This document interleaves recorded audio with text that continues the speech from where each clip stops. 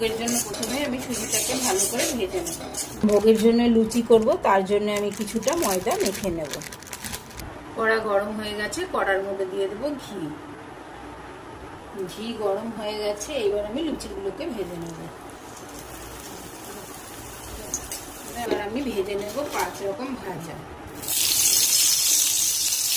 5 রকম ভাজা আমার হয়ে গেছে। এবার আমি বসিয়ে দেবো খিচুড়িটা।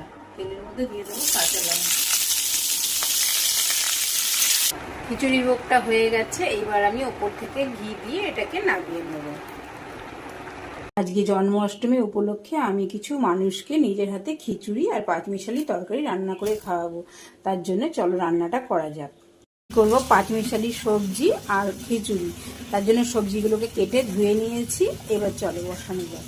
তেল গরম হয়ে গেছে, তেলে দিয়ে দেবো 5 ফোড়ন, আর দিয়ে দেবো শুকনো লঙ্কা, আর দিয়ে দেবো আদা, কাঁচা লঙ্কা।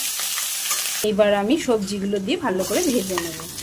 এইদিকে লাবড়াটা হতে হতে আমি এইদিকে খিচুড়িটা বসিয়ে দিই। এদিকে আমি খিচুড়িটা বসিয়ে দিয়েছি।